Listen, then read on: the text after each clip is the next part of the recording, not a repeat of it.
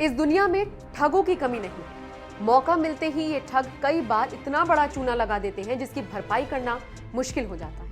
अब तो ये ठग सोशली भी एक्टिव हो गए हैं। जहां मौका मिलता है, जब मौका मिलता है, किसी को भी अपना शिकार बना डालते हैं। आज हम आपको अपनी इस रिपोर्ट में भी एक ऐसे ही ठग के बारे में बताने जा रहे हैं जिसने अपनी पूरी जिंदगी में लगभग 37,000 लोगों को निशाना बनाया।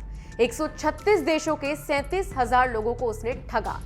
हैरानी की बात यह है कि इस ठग ने ना अमीर देखा, ना गरीब देखा, ना आम देखा, ना खास। जो हाथ लगा उसी को ठग लिया। इस ठग का नाम था बर्नी मैडॉफ। बर्नी ने नोबेल प्राइज विनर को भी नहीं बख्शा। इसके अलावा फिर चाहे एंकर हो, बिजनेसमैन हो, सेना के जवान ही क्यों ना हो, सबको अपना निशाना बनाया। मैडॉफ ने कुल $65 बिलियन की ठगी की। हालांकि इसका खामियाजा भी उसको जल्द भुगतना पड़ा। वो कहते हैं ना, बुरे काम का नतीजा बुरा ही होता है। कुछ ऐसा ही बर्नी मैडॉफ के साथ भी था। जैसे ही उसके ठग होने की सच्चाई सामने आई, उसके एक बेटे ने सुसाइड कर लिया। दूसरे बेटे की कैंसर से मौत हो गई। खुद बर्नी भी जेल में रहम की भीख मांगते मांगते मर गया। इंडियन एक्सप्रेस की रिपोर्ट के मुताबिक बर्नी का जन्म न्यूयॉर्क में 1938 में हुआ।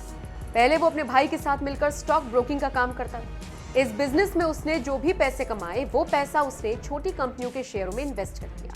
जल्द ही बर्नी सफल हो गया। फिर उसने लोगों से पॉन्जी स्कीम के जरिए पैसे इकट्ठा करना शुरू किया। खास बात यह रही कि इसकी फर्म वॉल स्ट्रीट की सबसे बड़ी फर्मों में से एक हो गई। हालांकि बर्नी जिस मकसद से पैसा इकट्ठा कर रहा था, उसके बारे में उसके अलावा और कोई नहीं जानता था। उसके भाई और दोनों बेटे मिलकर ये व्यापार चला रहे थे, लेकिन बर्नी के दिमाग में कुछ और ही पक रहा था। इस व्यापार का एक सिंपल सा फॉर्मूला था, वो ये कि नए लोगों से पैसा लो, पुराने को कुछ पैसा वापस कर दो। लोगों को शुरुआत में फायदा हुआ तो वो इस तरफ आकर्षित होने लगे।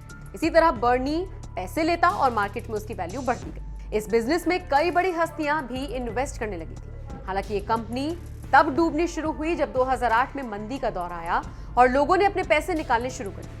लेकिन बर्नी के पास लोगों को देने के लिए पैसे ही नहीं बचे थे। उसने तो ऐशो आराम में सब खर्च कर दिया। जैसे ही उस पर दबाव पड़ा, उसने सारा सच अपने परिवार के सामने उगल दिया। पहले तो परिवार को विश्वास नहीं हुआ, लेकिन उसके बाद जब पोल पट्टी खुली तो पुलिस ने उसे गिरफ्तार कर लिया। फिर बर्नी को कोर्ट में पेश किया गया, जहां पर उसे 150 साल की सजा सुनाई गई। उसकी सारी संपत्ति को जब्त कर लिया गया। 11 साल जेल में काटने के बाद उसकी तबीयत खराब रहने लगी। उसने रिहाई की गुहार लगाई तो उसे भी खारिज कर दिया गया। याचिका खारिज होने के बाद मैडॉफ की मौत हो गई। तो ये था वो ठग जिसने कई सालों तक लोगों को ठगा।